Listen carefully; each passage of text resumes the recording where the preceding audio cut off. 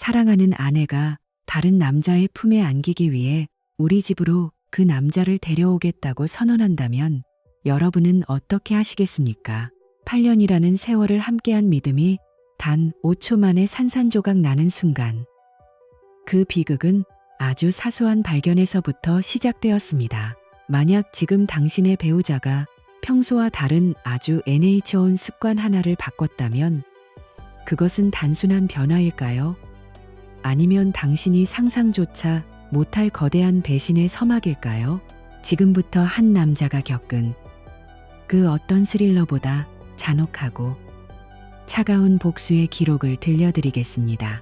이 이야기가 끝날 때쯤 여러분은 옆에 있는 사람의 손을 다시 한번 확인하게 될지도 모릅니다. 주방 한 구석, 식어버린 커피잔을 손에 든 채 셰이는 멍하니 아내 라야를 바라보고 있었습니다. 아침 햇살이 창가를 타고 들어와 그녀의 갈색 머리칼을 비추고 있었지만 그 평화로운 풍경 속에서 셰인의 시선은 단 한 곳에 고정되었습니다. 라야의 왼손 약지, 그곳에는 8년 동안 한 번도 빠진 적 없던 결혼 반지 대신 원래 반지가 있던 자리를 증명하듯 창백하고 하얀 피부 자국만이 선명하게 남아 있었습니다. 셰이는 심장이 덜컥 내려앉는 기분을 느꼈습니다. 반지는 어디 갔어? 셰인의 목소리는 낮게 깔렸습니다. 라야는 휴대폰에서 눈도 떼지 않은 채 무심하게 대답했습니다. 세척 맡겼어. 다이아몬드가 좀 탁해진 것 같아서. 너무나 태연한 말투였지만 셰이는 알고 있었습니다. 그 반지를 해변에서 잃어버릴 뻔했을 때 그녀가 얼마나 처절하게 울었는지, 그리고 단 한순간도 몸에서 떼어놓지 않던 보물이었다는 사실을 말입니다. 8년 만에 처음으로 그녀가 반지를 빼놓았다는 사실은 셰인의 가슴 속에 거대한 의구심의 씨앗을 심었습니다. 언제 맡겼는데? 셰인이 다시 물었습니다. 라야의 목소리에는 날이 서 있었습니다. 더 이상 묻지 말라는 경고였습니다. 세상에, 셰인, 그냥 반지 세척일 뿐이야. 왜 그렇게 예민하게 굴어? 예민하다는 말. 셰인은 그 단어가 가슴을 찌르는 것 같았습니다. 지난 6개월 동안 일주일에 3번씩 부티크에서 야근을 한다며 늦게 귀환하던 아내. 분명 저녁 7시면 문을 닫는다고 알고 있던 그 가게에서 그녀는 대체 무엇을 하고 있었던 걸까요? 셰인은 커피를 한 모금 마시며 아내를 찬찬히 뜯어보았습니다. 34세 라야는 여전히 눈부시게 아름다웠습니다. 하지만 최근 들어 그녀는 지나치게 완벽해져 있었습니다. 새로운 운동법, 새로운 식단, 그리고 남편인 자신을 위한 것이라고는 전혀 느껴지지 않는 화려한 옷차림들, 이 모든 변화가 오직 자신만을 위한 것이라고 믿기엔 셰인의 직감이 너무나 강렬하게 경고등을 울리고 있었습니다. 건설 현장에서 땀 흘리며 하루하루를 성실하게 살아온 셰인에게 아내의 성공과 화려함은 자부심이었습니다. 지저분한 작업복을 입고 퇴근해도 라야의 우아한 미소를 보면 피로가 가시는 기분이었습니다. 하지만 이제 그 자부심은 독이 되어 돌아왔습니다. 난 예민한 게 아냐. 관찰력이 좋은 거지. 그 둘은 분명히 달라. 셰인의 말에 라야가 드디어 고개를 들었습니다. 아주 찰나의 순간이었지만 그녀의 눈동자 속에 스쳐 지나가는 죄책감과 두려움을 셰인은 놓치지 않았습니다. 그러나 그녀는 곧바로 연습이라도 한 듯 능숙한 미소를 지으며 다가와 셰인의 가슴에 손을 얹었습니다. 자기야, 요즘 일을 너무 많이 해서 스트레스 받나 봐. 모든 건설 현장이 자기를 힘들게 하네. 우리 여행이라도 갈까? 모든 걸 잊고 떠나자. 모든 걸 잊자니 마치 우리 결혼 생활 자체가 도망쳐야 할 스트레스 덩어리라는 말처럼 들렸습니다. 라야가 장을 보러 간 사이 셰인은 그녀의 차 안을 살펴보기로 했습니다. 마음을 진정시키기 위한 단순한 확인일 뿐이라고 스스로를 다독였지만 글로브 박스를 열었을 때 그가 발견한 것은 결코 평범한 것이 아니었습니다. 분홍색 털이 달린 싸구려, 금속 수갑. 그것은 그들의 침실에서는 단 한 번도 등장한 적 없는 물건이었습니다. 그들의 잠자리는 아내의 야근이 시작된 시점과 맞물려 이미 메말라 버린 지 오래였습니다. 수갑, 사라진 반지, 늦은 밤의 외출, 세탁물 바구니에서 보았던 낯선 난제리들, 이 모든 조각이 하나의 끔찍한 그림을 완성해 가고 있었습니다. 그때 셰인의 휴대폰이 울렸습니다. 라야의 문자였습니다. 쇼핑 끝나고 친구들이랑 술 한잔하고 갈게. 기다리지 마. 사랑한다는 그 두 글자가 마치 리본에 쌓인 정교한 거짓말처럼 느껴졌습니다. 결국 셰인은 전직 경찰이자 현재는 사설 탐정으로 활동 중인 형 에디에게 연락했습니다. 전당포 위층의 어수선한 사무실에서 만난 에디는 예리한 눈으로 셰인을 바라보았습니다. 일단 파헤치기 시작하면 되돌릴 수 없어. 때로는 모르는 게 약일 때도 있는 법이다. 에디의 경고에도 셰인의 눈빛은 흔들리지 않았습니다. 이대로 의심하며 구걸하듯 살 수는 없어. 진실을 알아야겠어. 에디는 천천히 고개를 끄덕이며 일주일의 시간을 달라고 했습니다. 사진, 영상, 금융기록까지 싹 다 긁어 모아주마. 하지만 셰인, 만약 정말로 바람을 피우고 있다는 증거가 나오면 넌 어떻게 할 거냐? 그냥 울면서 빌면 받아줄 거야. 아니면 끝낼 거야. 셰인은 대답할 수 없었습니다. 하지만 가슴 깊은 곳에서 차갑고 단단한 무언가가 자리 잡는 것이 느껴졌습니다. 그것은 슬픔보다 더 지독한 분노였습니다. 에디는 떠나려는 셰인에게 마지막으로 당부했습니다. 절대로 아는 척하지 마. 평소처럼 행동해. 우리가 정확히 무엇을 상대하고 있는지 알 때까지는 말이야. 할 수 있겠어. 거짓된 입술에 굿나잇 키스를 하며 아무 일도 없는 척 연기해야 하는 지옥 같은 시간들. 셰인은 무겁게 고개를 끄덕였습니다. 하지만 사무실을 내려오는 길, 전당포에 먼지 쌓인 창문에 비친 자신의 모습을 보며 셰인은 깨달았습니다. 이제 다시는 평범한 일상으로 돌아갈 수 없으리라는 것을요. 그렇게 6일이 지난 후 에디에게서 전화가 왔습니다. 그의 목소리는 평소보다 훨씬 더 낮고 무거웠습니다. 사무실로 와라. 이건 내 상상보다 훨씬 더 심각해. 셰인은 직감했습니다. 이제 자신이 알게 될 진실이 그의 인생을 송두리째 불태워 버릴 것이라는 사실을. 에디의 사무실 책상 위에 놓인 두툼한 서류 봉투 안에는 셰인이 꿈에도 생각지 못한 아내의 이면이 담겨 있었습니다. 누군가의 아내로 살아가는 것보다 훨씬 더 자극적인 삶을 선택한 그녀의 진짜 정체가 드러나려는 찰나였습니다. 여러분, 만약 여러분이 셰인의 입장이라면 어떨까요? 매일 아침 눈을 뜨고 옆에 누운 사람을 보며 이 사람이 내가 알던 그 사람이 맞나라고 의심해 본 적이 있나요? 사실 이런 일은 영화 속 이야기가 아닙니다. 전문가들은 배우자의 갑작스러운 외모 변화나 생활 습관의 변화가 외도의 90% 이상을 차지하는 전조 증상이라고 말합니다. 지금 여러분의 파트너가 갑자기 휴대폰을 숨기거나 셰인의 아내처럼 소중히 여기던 물건을 방치하기 시작했다면 절대 가볍게 넘기지 마세요. 만약 이 신호들을 무시한다면 여러분도 셰인처럼 감당할 수 없는 진실 앞에 홀로 서게 될지도 모릅니다. 지금 당장 배우자의 손가락을 확인해 보세요. 그곳에 반지가 있나요? 아니면 셰인이 본 것 같은 차가운 하얀 자국뿐인가요? 이 영상이 여러분의 소중한 관계를 지키는데 조금이라도 도움이 되길 바랍니다. 여러분의 생각은 어떠신가요? 비슷한 경험이 있거나 셰인의 복수 방식에 대해 의견이 있다면 아래 댓글로 남겨주세요. 여러분의 댓글 하나가 누군가에게는 큰 경각심이 될 수 있습니다. 그리고 더 많은 현실적인 이야기와 대처법을 알고 싶다면 구독과 좋아요를 누르고 알림 설정을 잊지 마세요. 다음 이야기에서는 에디가 발견한 서류 봉투 속에 충격적인 사진들을 공개하겠습니다. 과연 나야가 숨기고 있던 진짜 직업은 무엇이었을까요? 잠시 후 공개됩니다. 셰인은 아내 라야가 장을 보러 나간 사이 거실 한복판에 홀로 서 있었습니다.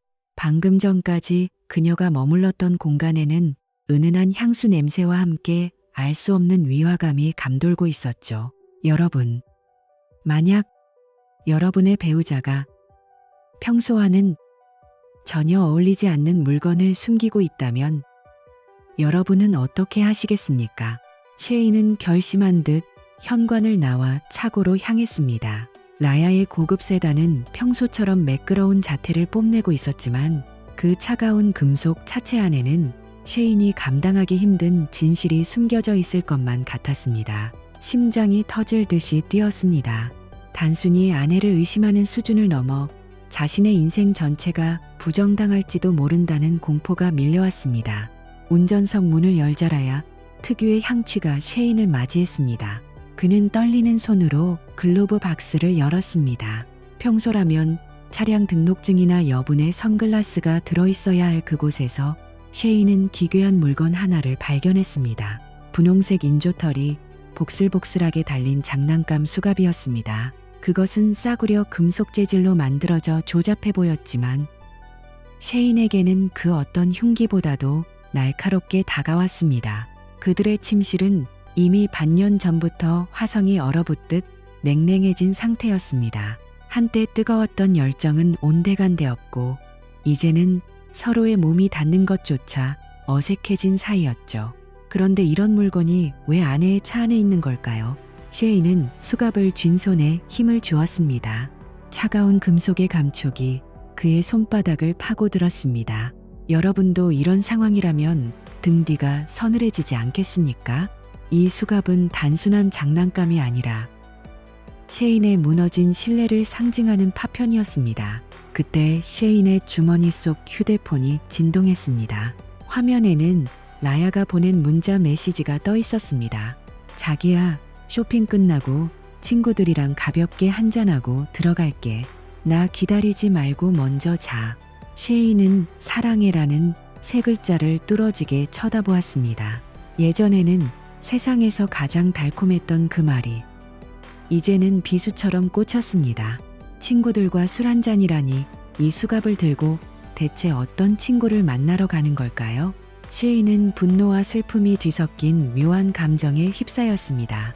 그는 차문을 닫고 차고를 빠져나왔습니다. 이제는 더 이상 혼자 고민할 단계가 아니었습니다. 쉐이는 전당포 위층에 자리 잡은 에디의 사무실을 찾았습니다.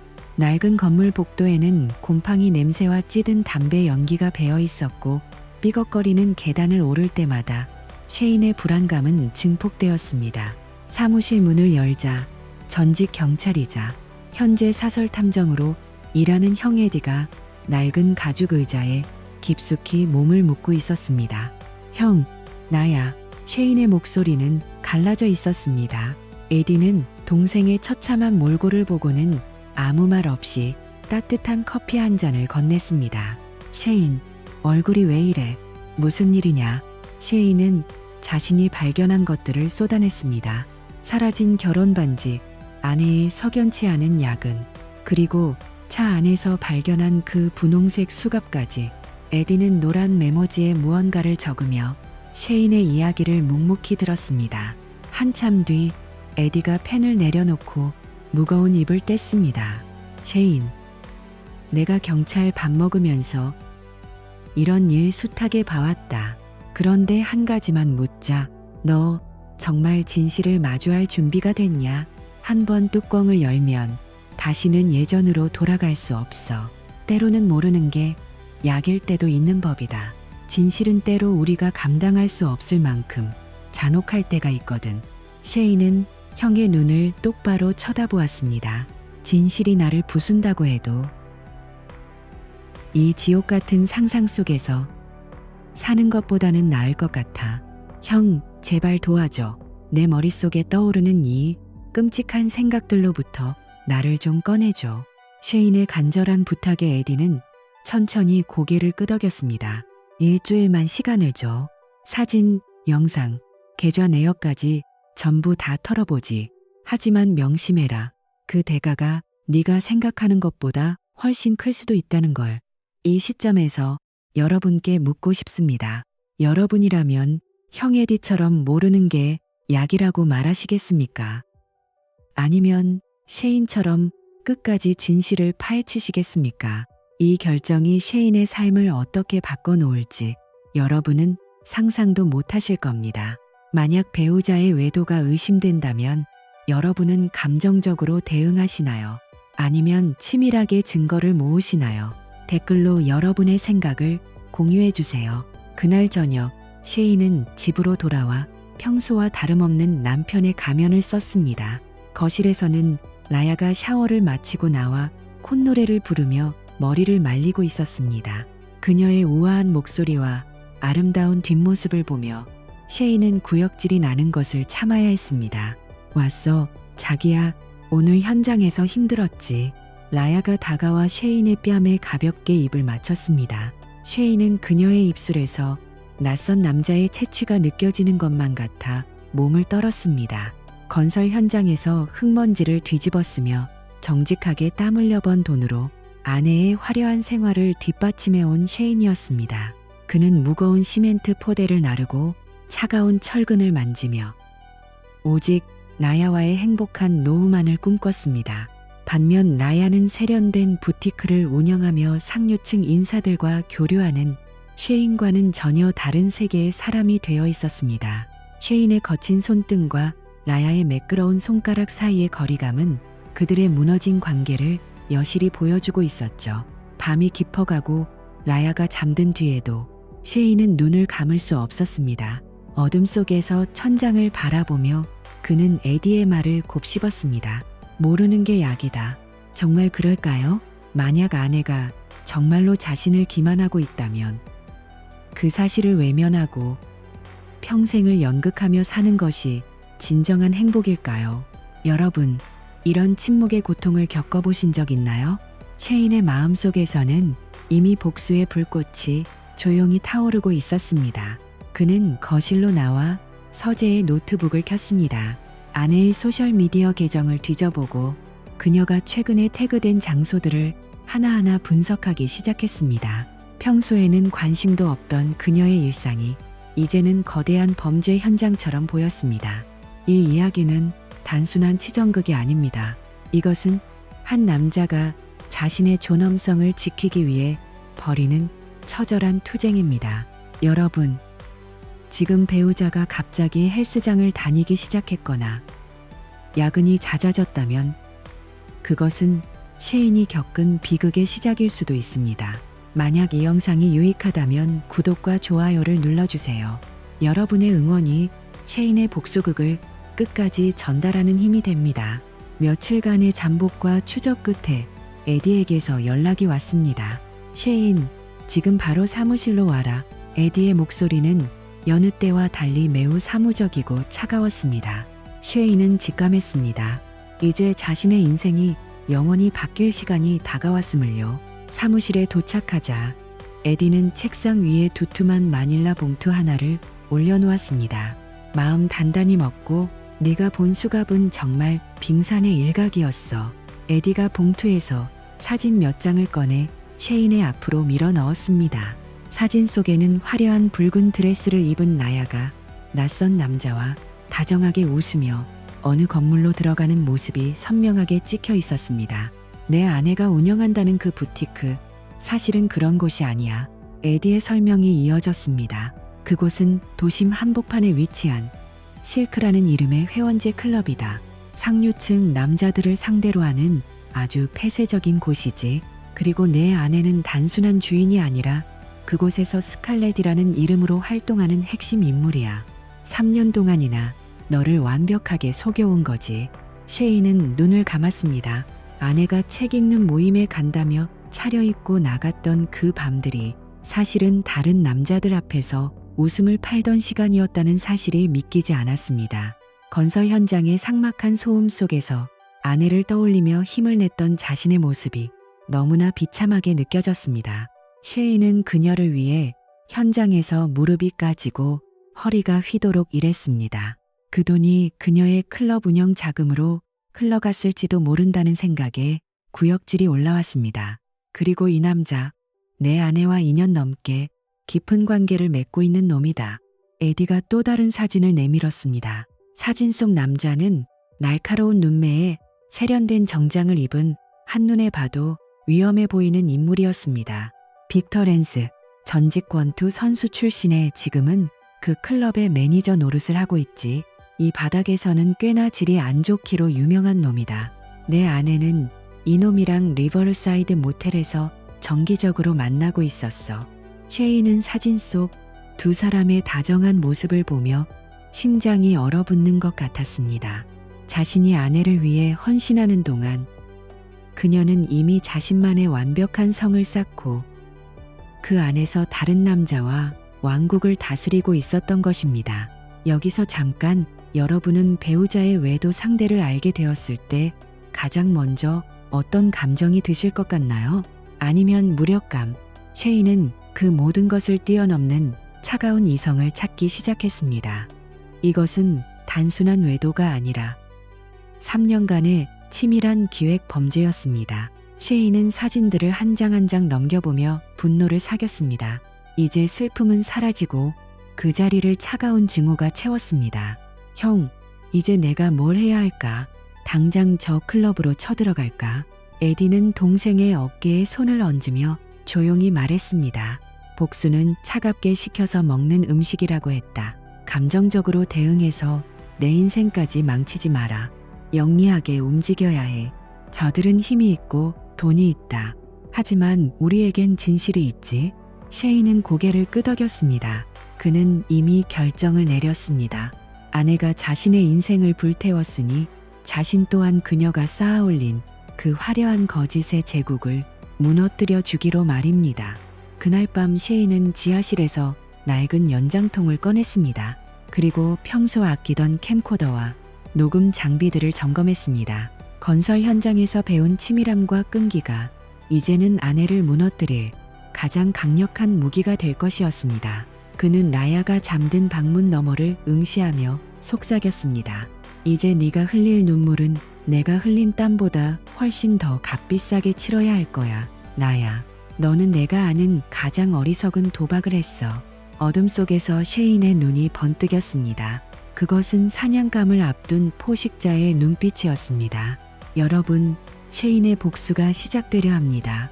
그는 단순히 이혼 서류를 내미는 것으로 만족하지 않을 것입니다. 라야의 클럽 실크와 그곳을 드나드는 유력 인사들의 삶을 통째로 뒤흔들 계획이죠. 만약 여러분이라면 어떤 방식으로 이 거대한 거짓말에 응징하시겠습니까?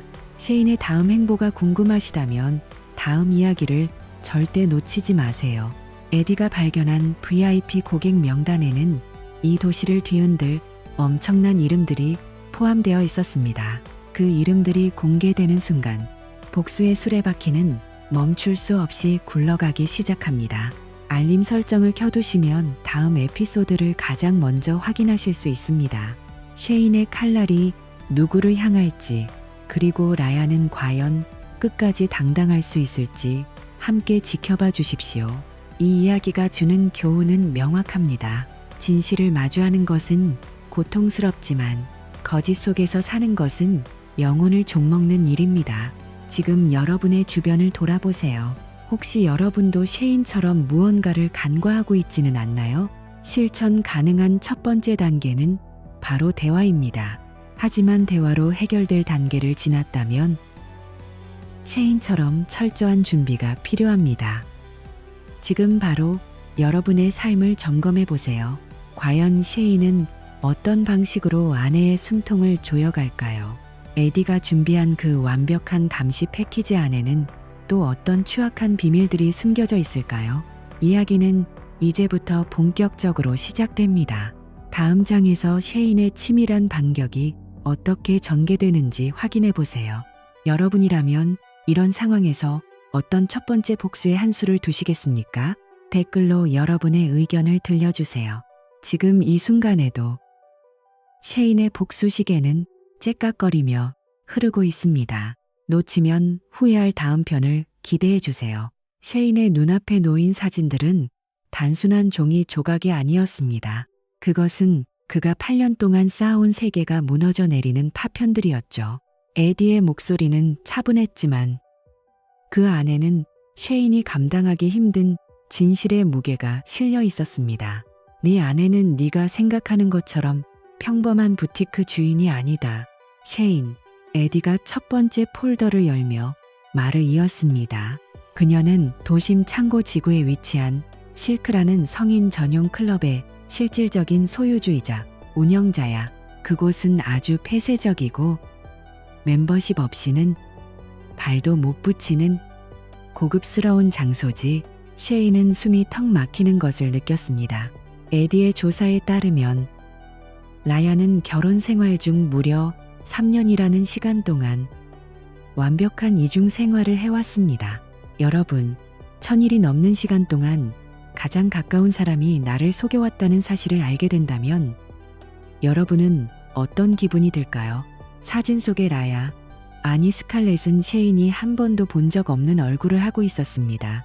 옷이라고 부르기조차 민망한 붉은 드레스를 입고 화려한 조명 아래서 낯선 남자들에게 미소를 흘리는 모습. 그녀는 행복해 보였습니다. 아니, 적어도 건설 현장의 흙먼지를 뒤집어 쓰고 돌아온 남편을 맞이할 때보다는 훨씬 더 생기 넘치는 모습이었죠. 셰인의 머릿속에는 그녀가 독서 모임에 간다며 차려입고 나갔던 수많은 밤이 스쳐 지나갔습니다. 그 밤들이 모두 거짓이었다니. 진실은 때로 우리가 가장 믿고 싶지 않은 형태로 나타나곤 하지. 에디의 위로 섞인 말이 들려왔습니다. 하지만 충격은 여기서 끝이 아니었습니다. 에디는 조심스럽게 다른 사진들을 내밀었습니다. 라야는 단순히 클럽을 운영하는데 그치지 않았어.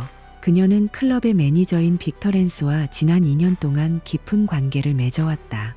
사진 속 남자는 날카로운 눈매에 애슬리 케이드 백 스타일의 머리, 그리고 비싼 정장을 입은 전형적인 뒷골목의 실력자처럼 보였습니다. 빅터, 혹은 빅이라고 불리는 이 남자는 전직 권투 선수 출신으로 마을에서도 꽤나 악명이 높은 인물이었죠.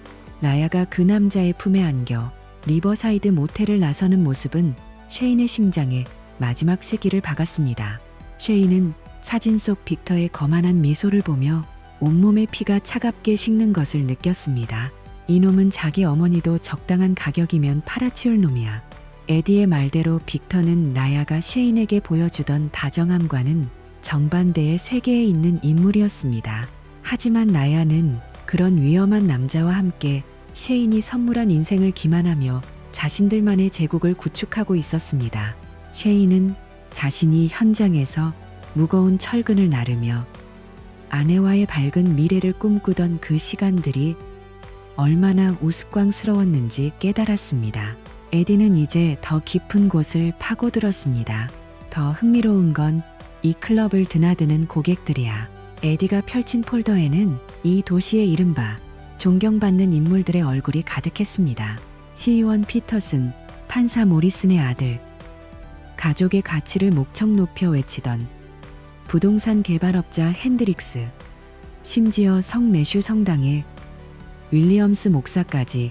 이들은 모두 낮에는 도덕의 가면을 쓰고 밤에는 셰인의 아내가 운영하는 클럽의 어두운 구석에서 욕망을 채우고 있었습니다. 이들에겐 모두 가정이 있고 지켜야 할 평판이 있지. 에디의 눈이 번뜩였습니다. 셰인의 가슴 속에서 타오르던 분노는 이제 아주 정교하고 차가운 이성으로 변해갔습니다. 그는 사진들을 한 장씩 넘기며 그들의 이름과 직함을 머릿속에 새겼습니다. 형, 이 사람들의 아내들은 진실을 알 권리가 있어.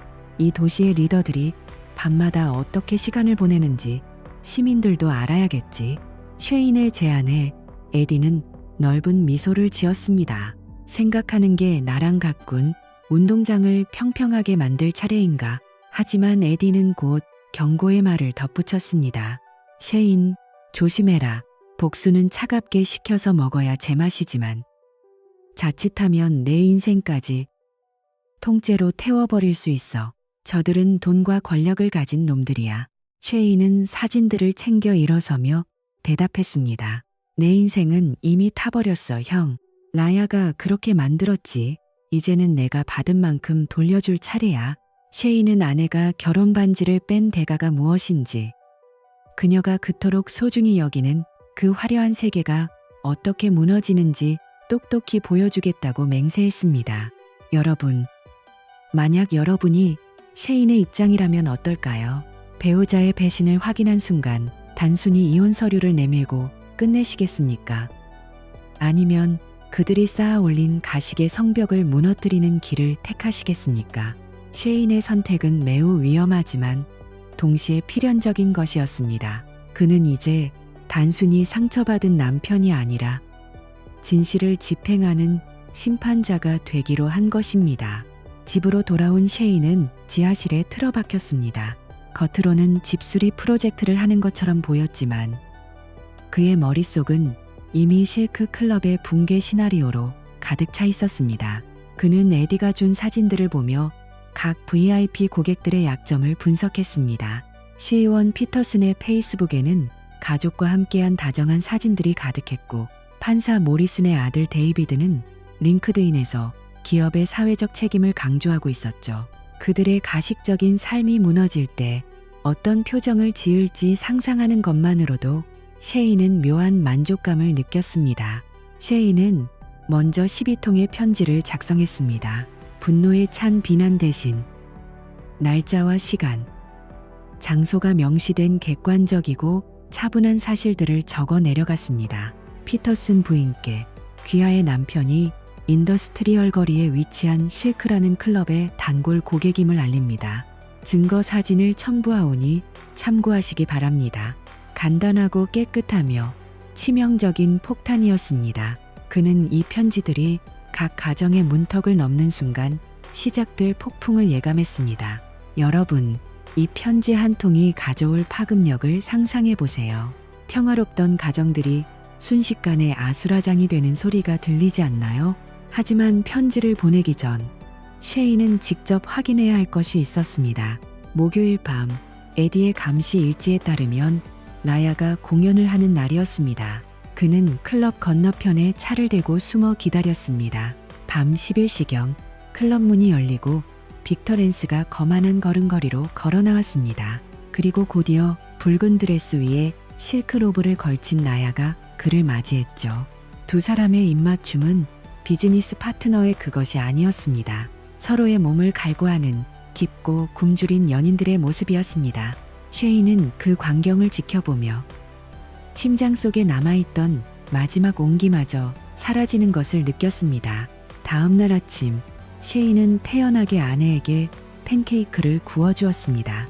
라야는 크리스마스 선물로 사준 실크 잠옷을 입고 내려와 셰인의 뺨에 키스하며 오늘 밤엔 재고 정리가 있어서 늦을지도 몰라라고 거짓말을 했습니다. 셰인은 미소 지으며 대답했습니다. 걱정하지 마 자기야. 천천히 하고 와. 그가 구운 팬케이크가 그녀의 목구멍을 넘어갈 때 셰인은 속으로 비웃었습니다. 그것이 그녀가 누리는 마지막 평화로운 아침이 될 것임을 알았기 때문입니다. 여러분, 지금 이 순간 셰인의 심정은 어땠을까요? 미칠 듯한 분노를 억누르며 미소 짓는 그 모습, 정말 소름 끼치지 않나요? 오후 2시 에디에게서 전화가 왔습니다. 피터슨 시의원의 아내가 1시간 전에 이혼 소송을 제기했어. 언론사들도 냄새를 맡기 시작했다. 셰인은 거칠게 타오르는 만족감을 느꼈습니다. 도미노가 쓰러지기 시작한 것입니다. 라야는 자신의 고객들이 왜 갑자기 증발하는지, 자신이 그토록 공들여 관리한 VIP 명단이 왜 재앙이 되어 돌아오는지 깨닫는데 시간이 좀 걸리겠지요. 여러분, 진정한 복수는 손에 피를 묻히는 것이 아니라 상대방이 가장 소중히 여기는 가치를 스스로 파괴하게 만드는 것입니다. 셰인은 건설 현장에서 배운 치밀함을 복수에 투영했습니다. 그는 기초부터 하나씩 라야의 세계를 무너뜨리고 있었습니다. 이제 곧 닥쳐올 폭풍 앞에 라야와 빅터는 어떤 선택을 할까요? 그들이 셰인의 존재를 눈치채는 순간 이야기는 더욱 위험한 방향으로 흐르게 됩니다. 지금 배우자의 외도가 의심된다면 감정보다 이성을 앞세우세요. 셰인처럼 철저하게 준비하고 상대방이 도망갈 구멍조차 없게 만드는 것이 중요합니다. 만약 여러분의 상황이라면 셰인의 방식 중 어떤 것이 가장 효과적이라고 생각하시나요? 댓글로 여러분의 복수 전략이나 경험을 공유해 주세요. 셰인의 이야기는 이제 고작 서막에 불과합니다. 다음 장에서는 라야의 절규와 빅터의 폭력적인 반격, 그리고 예상치 못한 FBI의 개입이 기다리고 있습니다. 이 거대한 드라마의 끝에는 과연 누가 살아남을지 끝까지 함께 지켜봐 주십시오. 구독과 좋아요를 통해 셰인의 다음 행보를 가장 먼저 확인하실 수 있습니다. 지금 바로 클릭하세요. 셰인은 이제 멈추지 않을 것입니다.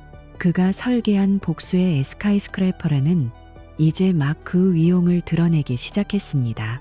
여러분이 셰인이라면 다음 단계로 무엇을 하시겠습니까? 이미 편지는 발송되었고 도시의 권력자들은 흔들리고 있습니다. 라야가 운영하는 클럽 실크가 단순한 유흥업소를 넘어 불법적인 자금의 세탁 통로였다는 사실이 밝혀진다면 어떻게 될까요? 셰인은 이미 그 증거들을 모으고 있습니다. 여러분의 지지가 있다면 셰인은 정의를 완벽하게 집행할 수 있습니다. 댓글창에 셰인 화이팅을 적어주시고 이 이야기가 널리 퍼질 수 있도록 공유해주세요. 배신자들에게는 용서 없는 응징만이 답이라는 것을 보여줘야 합니다. 다음 에피소드, 셰인이 직접 클럽에 잠입하여 라야와 대면하는 그 소름 돋는 순간을 기대해주세요. 도미노가 쓰러지기 시작할 때 그 끝이 어디일지는 아무도 알 수 없습니다. 특히 그 도미노를 설계한 사람이 바로 당신에게 가장 깊은 상처를 입은 사람이라면 더욱 그렇겠죠. 셰인은 이제 단순히 상처 입은 남편이 아니었습니다. 그는 자신의 인생을 무너뜨린 사람들을 향해 아주 정교하고 차가운 설계를 마친 복수의 건축가와 같았습니다. 90%의 사람들이 배신을 당했을 때 감정적으로 울부짖으며 무너지는 길을 택하지만 셰인은 달랐습니다. 그는 분노를 동력 삼아 적들의 가장 치명적인 지점을 정확히 타격하기로 했습니다. 여러분, 만약 여러분이 셰인의 상황이라면 감정적인 폭발 대신 이런 냉철함을 유지할 수 있을까요? 셰인이 보여준 이 전술은 단순한 복수를 넘어선 사회적 매장이었습니다. 셰인은 먼저 자신이 수년간 건설 현장에서 익힌 치밀함을 복수의 설계도를 그리는데 사용했습니다. 건물을 짓기 전 집안을 조사하듯 그는 에디가 확보한 사진 속 얼굴들을 하나하나 추적하며 그들의 삶을 파헤쳤습니다. 시의원 피터슨, 판사 모리슨의 아들 데이비드, 그리고 신문에서 늘 가족의 가치를 강조하던 개발업자 핸드릭스까지. 셰인은 그들의 아내들이 누구인지, 그들이 다니는 교회가 어디인지, 그들이 목숨처럼 소중히 여기는 명성이 무엇인지를 정확히 분석했습니다. 그리고 그는 12통의 편지를 썼습니다. 분노에 찬 비난 대신 날짜와 시간, 장소가 명시된 전문적이고 담백한 팩트만을 담은 편지들이었습니다. 피터슨 부인께 귀하의 남편이 인더스트리얼 대로에 위치한 성인 클럽 실크의 단골 고객임을 알립니다. 증거 사진을 첨부했으니 직접 확인하시길 바랍니다. 간단하고 깨끗하며 치명적인 폭탄이었습니다. 이 편지들이 각 가정의 우편함에 꽂히는 순간 그들이 평생 쌓아온 평판은 모래성처럼 허물어질 것이었습니다. 하지만 편지를 보내기 전 셰인은 마지막으로 자신의 눈으로 직접 그 배신의 정점을 확인해야 했습니다. 목요일 밤, 에디의 감시 일지에 따르면 라야가 공연을 하는 날이었습니다. 셰인은 클럽 실크 건너편 어두운 골목에 차를 대고 숨을 죽였습니다. 밤 11시경, 화려한 네온사인 아래로 빅터 랜스가 세상을 다 가진 듯 거만한 걸음걸이로 걸어 나왔습니다. 그리고 곧이어 붉은 드레스 위에 실크로브를 걸친 라야가 그를 맞이했죠. 두 사람이 주차장에서 나누는 뜨겁고 굶주린 입맞춤을 지켜보며 셰인의 가슴속에 남아있던 마지막 한 조각의 연민마저 차갑게 얼어붙었습니다. 이제 망설임은 없었습니다. 오직 잔인한 집행만이 남았을 뿐입니다. 여러분, 내 아내가 다른 남자의 품에 안겨 저렇게 환하게 웃는 모습을 본다면 어떤 기분이 들까요? 셰인에게 그 순간은 사랑이라는 감정이 완전히 사망한 선고일과 같았습니다. 셰인은 곧바로 행동에 나섰습니다. 그는 주말 내내 잠도 자지 않고 노트북 앞에 앉아 실크 익스포즈라는 이름의 블로그를 구축했습니다. 건설 현장에서 관리하던 대규모 프로젝트 데이터베이스 기술을 응용해 그는 클럽 실크 건물의 모든 법적, 물리적 결함을 일목요연하게 정리했습니다. 환기시설 불량, 무허가 불법 전기 배선, 화재 대피로 차단 등 수년간의 현장 경험이 아니면 절대 잡아낼 수 없는 치명적인 위반 사항들이었죠. 셰인은 이 모든 보고서를 보건당국과 소방서에 제출하는 동시에 블로그에 실시간으로 업로드했습니다. 메인 페이지 중앙에는 라야와 빅터가 포옹하는 사진과 함께 실크에 숨겨진 얼굴들, 라야 캘러웨이와 빅터 랜스라는 자극적인 캡션을 배치했습니다. 90%의 사람들이 무시했더니 사소한 안전 규정들이 어떻게 이 추악한 제국을 무너뜨리는지 보여주겠다는 것이 그의 생각이었습니다. 효과는 즉각적이고 파괴적이었습니다. 금요일 오후가 되자 지역 뉴스는 이 사건을 도시 엘리트들의 추악한 이면이라 부르며 대대적으로 보도하기 시작했습니다. 피터슨 시의원은 시장 선거 출마를 포기했고 성 매슈 성당의 윌리엄스 목사는 무기한 정직 처분을 받았습니다. 로펌의 에이스였던 모리슨의 아들은 사직을 권고받았죠. 도미노는 셰인이 계산한 대로 정확하게 그리고 아주 빠르게 쓰러지고 있었습니다. 에디가 흥분 섞인 목소리로 전화를 걸어왔습니다.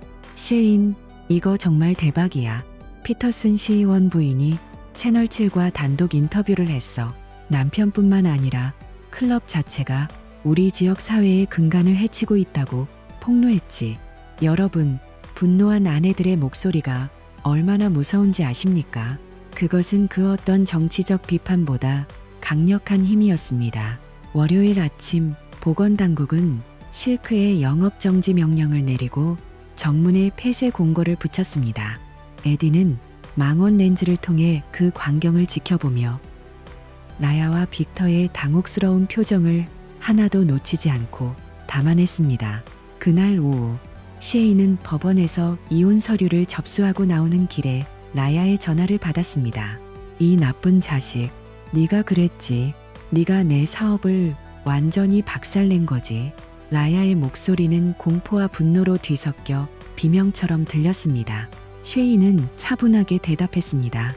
내 손이 아니라 네가 저지른 위법과 거짓이 내 사업을 망친 거야. 난 단지 사람들이 보지 못하던 실체를 보여줬을 뿐이지. 네가 운영하던 곳은 죽음의 덫이었어. 라야, 내가 아마 많은 사람의 생명을 구했을지도 모르지. 셰인의 이 차가운 대꾸는 라야를 더 미치게 만들었습니다. 하지만 적들은 쉽게 물러서지 않았습니다. 수요일 아침 셰인은 지역 뉴스 웹사이트에서 충격적인 기사를 발견했습니다. 지역 남성. 별거 중인 아내를 향한 집요한 스토킹 및 괴롭힘 캠페인 혐의. 라야와 빅터는 비싼 변호사 그레이디 호프먼을 고용해 판을 뒤집으려 했습니다. 셰인을 집착에 빠진 위험한 남편으로 몰아가며 접근 금지 명령을 신청한 것이죠. 심지어 그들은 셰인이 잠복 수사를 하던 사진을 교묘하게 편집해 그를 소름 끼치는 가해자로 묘사했습니다. 상황은 한순간에 셰인에게 불리하게 돌아가는 듯 보였습니다. 언론의 관심은 클럽의 부패에서 잘못된 결혼 생활에 집착이라는 자극적인 가십으로 옮겨가고 있었습니다. 여러분, 여기서 셰인이 당황했을까요? 아니요. 그는 이미 그들의 이런 비열한 반격까지도 자신의 설계도 안에 넣어두었습니다. 그는 에디의 사무실에서 모든 증거를 재점검하며 말했습니다. 그들이 피해자인 척하고 싶다면 정말 피해자가 어떤 대가를 치르는지 보여줘야겠지. 쥐도 막다른 골목에 몰리면 고양이를 문다고 하지만 그 쥐를 가두는 건 결국 더 튼튼한 우리뿐이야. 셰인은 그레이디 호프먼의 사무실로 메시지를 보냈습니다. 조용히 마무리하고 싶다. 50만 달러를 준다면 이혼 소송을 취하하고 블로그도 영구 폐쇄하겠다. 48시간 안에 답해라. 이것은 명백한 통 트인 협박이었고 라야와 빅터가 기다리던 셰인의 실수였습니다. 하지만 이것은 그들을 빛으로 끌어내기 위한 셰인의 치밀한 미끼였습니다. 토요일 밤 에디로부터 다급한 연락이 왔습니다. 셰인, 미끼를 물었어. 빅터가 지금 덩치 큰 산에 2명을 데리고 내 집으로 향하고 있어. 10분, 최대 15분 남았다. 지금이라도 경찰을 부를까? 셰인은 거실 구석구석에 설치된 카메라와 녹음 장비를 마지막으로 확인했습니다. 아니, 경찰이 오면 저들은 다시 도망가겠지. 내 눈으로 직접 저들의 밑바닥을 찍어야겠어. 그는 어둠 속 거실 소파에 앉아 그들을 기다렸습니다.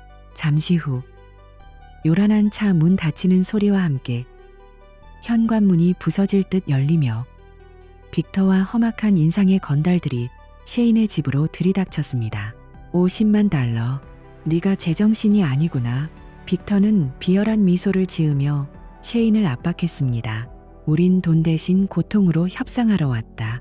빅터가 다가와 셰인의 멱살을 잡으려던 찰나 셰인은 차분하게 자신의 휴대폰을 들어 그들의 코앞에 들이밀었습니다. 화면에는 현재 거실의 모든 상황이 실시간으로 클라우드 서버에 업로드되고 있다는 표시가 선명했습니다. 네가 방금 카메라 앞에서 나를 폭행하겠다고 협박했어. 빅터. 너와 내 부하들의 얼굴, 목소리 전부 아주 선명하게 기록됐지. 5초만 지나면 이 영상은 에디를 통해 언론사와 수사기관으로 퍼질 거야. 빅터의 얼굴이 순식간에 하얗게 질렸습니다.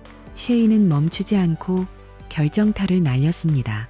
그리고 빅터, 너 토리노 패밀리와 어떤 거래를 하고 있는지 내가 모를 줄 알았어. 너희 클럽을 통해 세탁해온 그 더러운 돈들의 경로, 이미 국세청 IRS과 FBI에 제보가 들어갔어.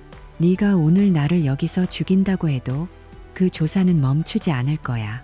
오히려 내 살인 혐의만 추가될 뿐이지. 사실 이것은 에디의 조사를 바탕으로 한 대담한 블러핑이었지만 이미 벼랑 끝에 몰린 빅터에게는 거부할 수 없는 진실의 철퇴처럼 다가왔습니다.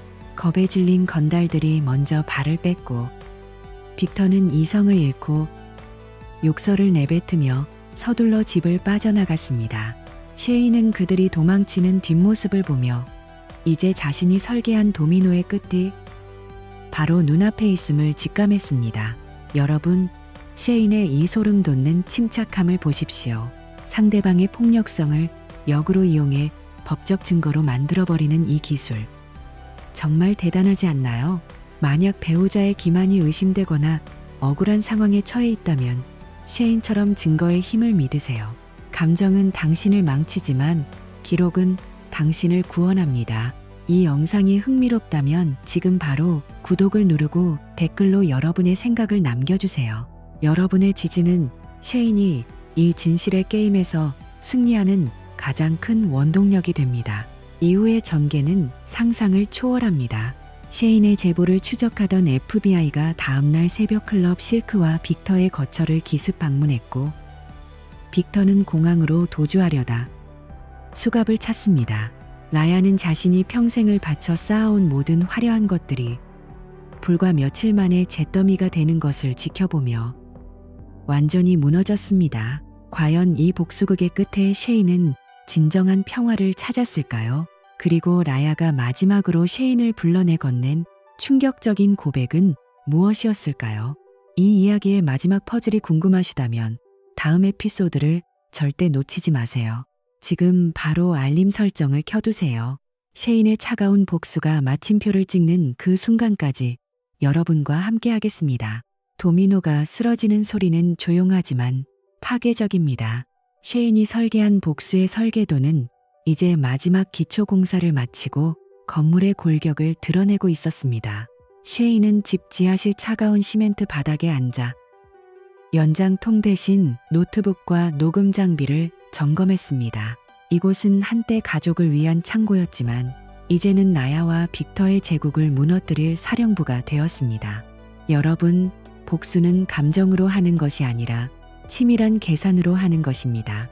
셰이는 건설 현장에서 배운 그 끈질긴 치밀함으로 그들의 숨통을 조일 함정을 파놓고 기다렸습니다. 정적을 깨뜨린 것은 거칠게 열리는 지하실 문소리였습니다. 라야가 나타났습니다. 사진 속의 화려한 드레스 차림 그대로. 하지만 화장은 번지고 눈빛은 불안으로 가득했습니다. 셰인, 네가 한 짓이야. 그 블로그, 그 편지들, 네가 다 한 거냐고. 라야의 비명 섞인 물음에 셰인은 드릴을 내려놓고 차갑게 응시했습니다. 내가 묻고 싶은 말이군. 실크 클럽, 스칼렛, 그리고 3년간의 거짓말. 그게 다 네가 한 짓이야, 라야. 라야는 잠시 당황하는 듯 하더니 이내 본색을 드러냈습니다. 그녀는 계단을 천천히 내려오며 셰인을 마치 벌레 보듯 쳐다봤습니다. 그래, 내가 했어. 셰인, 넌 1년 내내 먼지 구덩이에서 굴러봤자 겨우 $40,000 벌어오잖아. 난 운 좋으면 일주일 만에 그 돈을 벌어. 넌 너무 지루하고 가난해. 난 그냥 인생을 즐기고 싶었을 뿐이야. 돈과 짜릿함, 그게 죄야. 여러분, 8년을 함께한 아내의 입에서 나온 말이 고작 넌 가난하고 지루하다는 것이었습니다. 셰인의 가슴 속에서 마지막 남아있던 연민의 불꽃이 꺼지는 순간이었습니다. 아내는 남편의 성실함을 무능함으로 치부하며 자신의 배신을 정당화하고 있었습니다. 하지만 적들의 반격도 만만치 않았습니다. 라야와 빅터는 도시에서 가장 비싸고 영리한 변호사 그레이디 호프먼을 고용했습니다. 수요일 아침, 셰인은 법원으로부터 청천벽력 같은 소식을 들었습니다. 라야가 셰인을 스토킹과 괴롭힘 혐의로 고소하며 접근 금지 명령을 신청한 것입니다. 그들은 셰인이 잠복하며 찍은 사진들을 역으로 이용해 그를 집착에 미친 위험한 남편으로 둔갑시켰습니다. 호프먼은 언론을 이용해 셰인을 파렴치한 가해자로 몰아세우며 클럽의 비리 이슈를 덮으려 했습니다. 법적으로 셰인의 손발을 묶어버린 것이죠. 셰인은 에디의 사무실에서 담배 연기를 내뿜으며 차갑게 웃었습니다. 쥐새끼들이 구석에 몰리니 물어뜯으려 드는군. 형, 저들이 원하는 미친놈 역할을 제대로 해줘야겠어. 셰인은 곧바로 새로운 이메일 계정을 만들어 호프먼의 사무실과 라야, 빅터에게 메시지를 보냈습니다. $500,000를 준비해라.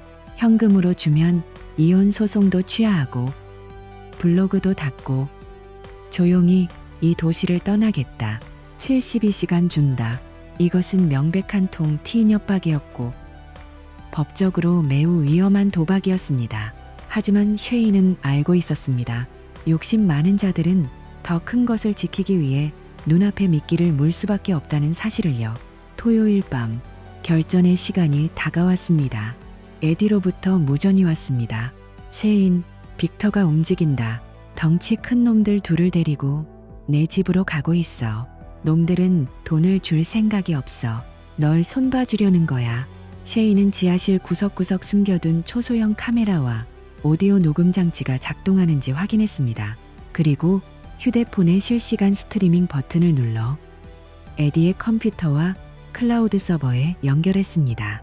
셰인은 거실 소파에 앉아 어둠 속에서 문이 열리기를 기다렸습니다. 밤 10시 15분 현관문이 요란하게 열리며 빅터 랜스와 2명의 거구들이 들이닥쳤습니다. 빅터는 비싼 정장을 입고 있었지만 눈빛은 살기로 가득했습니다. $500,000. 셰인, 네가 제정신이 아니구나. 우리가 순순히 돈을 바칠 줄 알았어. 빅터의 신호에 덩치 큰 사내가 셰인에게 다가와 손가락 마디를 꺾었습니다. 우린 돈 대신 고통으로 협상한다. 오늘 넌 여기서 조용히 사라지게 될 거야. 위기의 순간, 셰인은 차분하게 휴대폰을 들어 그들에게 보여주었습니다. 빅터, 5초만 기다려. 지금 이 거실의 모든 상황이 실시간으로 방송되고 있거든. 내 얼굴, 내 목소리, 그리고 방금 한 그 살해 협박까지. 빅터의 얼굴이 순식간에 하얗게 질렸습니다.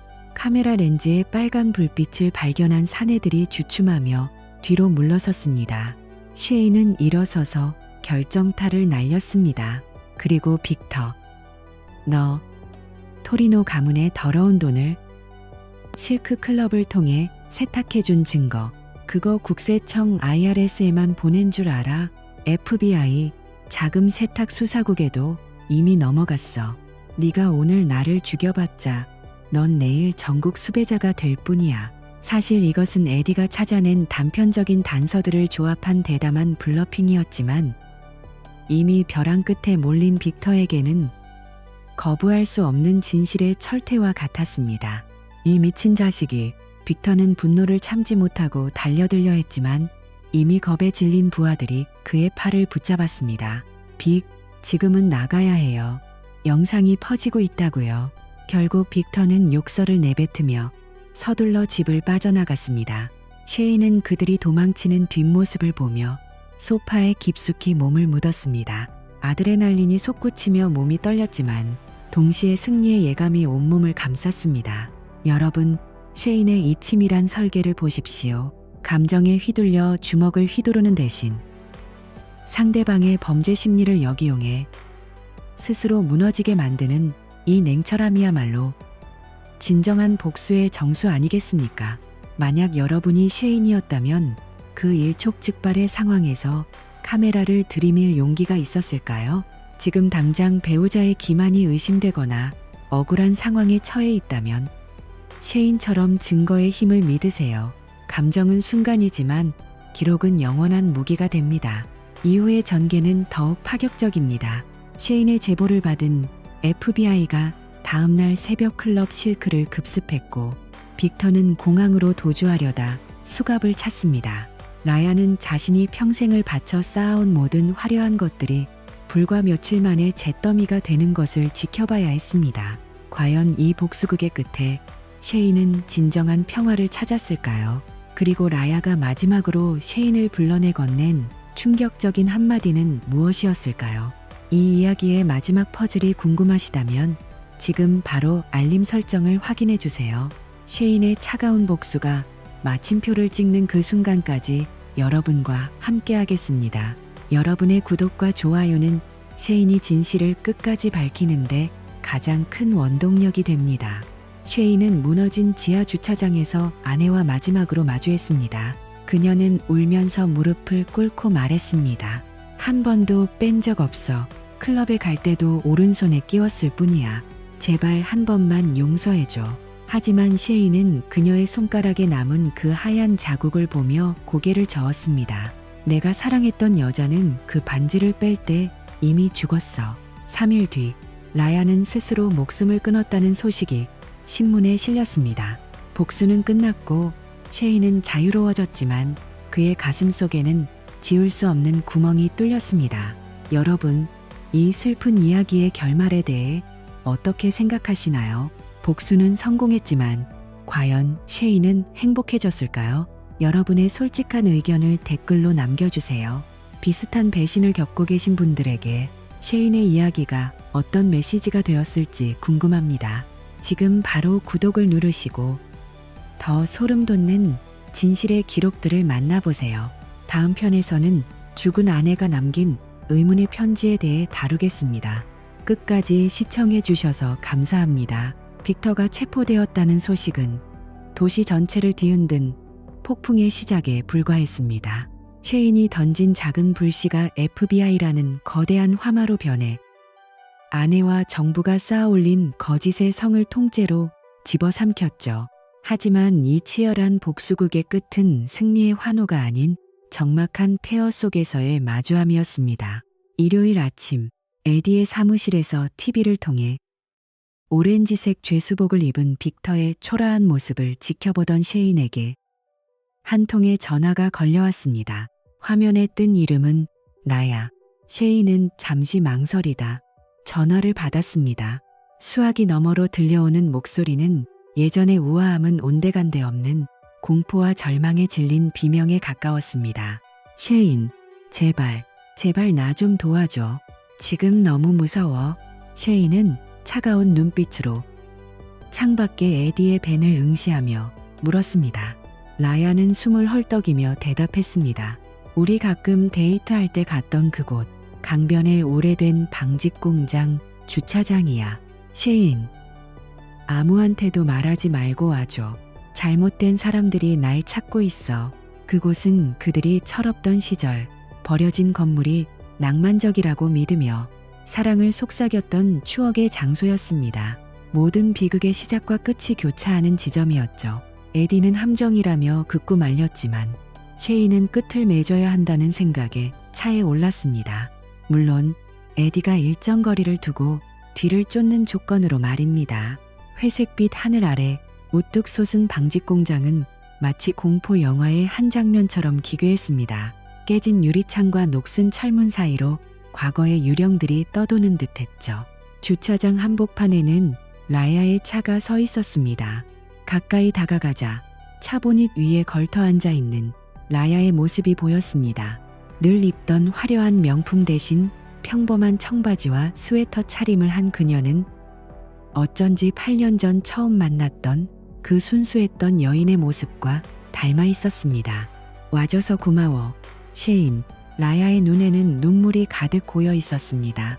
내 인생이 무너졌어. 내가 세운 모든 것이 다 사라졌어. 셰인은 트럭에 기댄 채 차갑게 대꾸했습니다.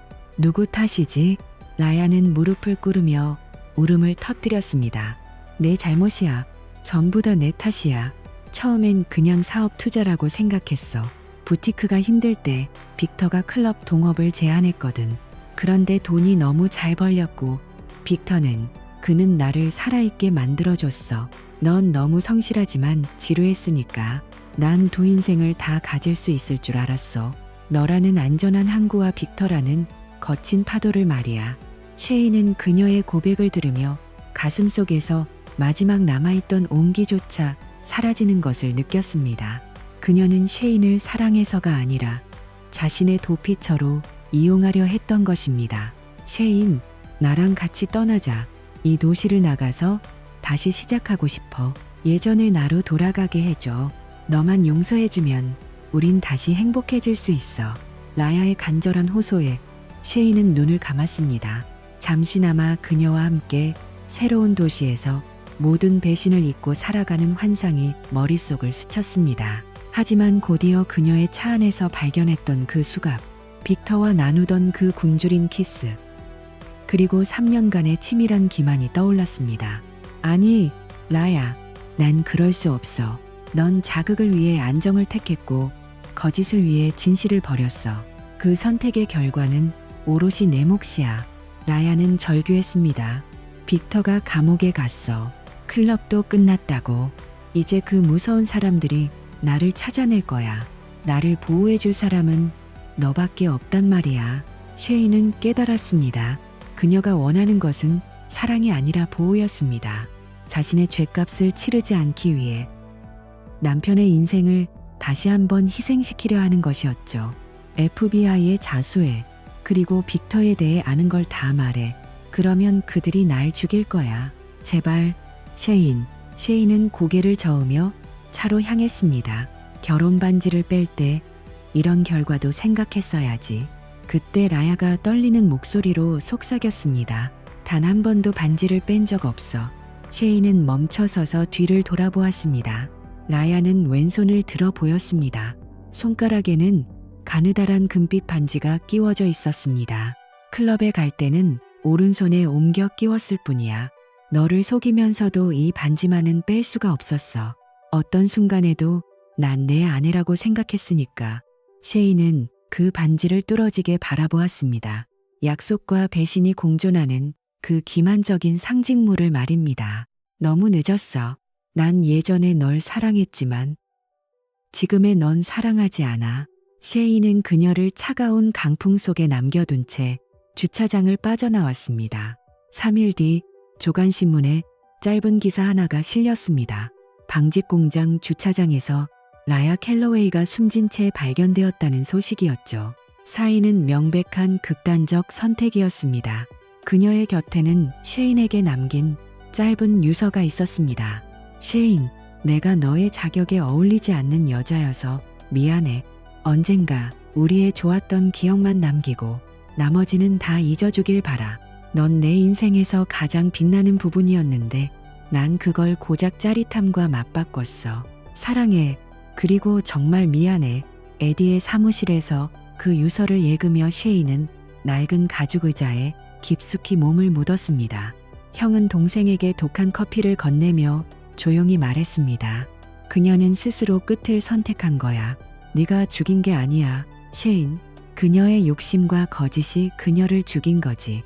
셰인은 텅 빈 눈으로 허공을 응시했습니다. 도와줄 수 있었어. 그녀가 마지막으로 손을 내밀었을 때 말이야. 그런데 내가 거절했어. 에디는 단호하게 대답했습니다. 그랬다면 넌 평생 범죄자들의 눈을 피해 도망다니는 도망자의 삶을 살았겠지. 그건 사랑이 아니라 동반 자살일 뿐이야. 셰이는 집으로 돌아왔습니다. 아내의 흔적이 가득한 하지만 주인 잃은 정막만이 감도는 공간이었습니다.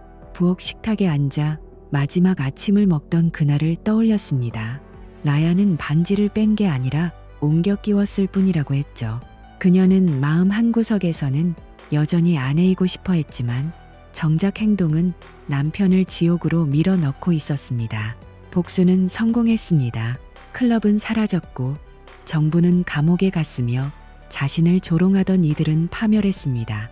하지만 셰인의 가슴에는 승리감 대신 차가운 구멍이 하나 뚫린 듯 했습니다.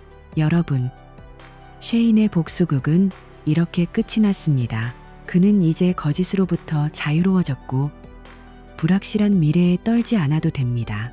하지만 그 대가는 사랑했던 사람의 목숨과 자신의 순수함이었습니다. 셰인은 좋은 사람일까요? 아니면 냉혈한일까요? 에디는 말했습니다. 넌 그저 상처받은 한 인간일 뿐이고 생존을 위해 할 일을 했을 뿐이야. 그건 선악의 문제가 아니라 선택의 문제지. 셰인은 약지에 남은 창백한 자국을 어루만졌습니다. 그곳에 반지는 없지만 배신의 흉터는 영원히 남을 것입니다. 그는 이제 무거운 건설 현장의 먼지를 털어내고 새로운 삶을 시작하려 합니다.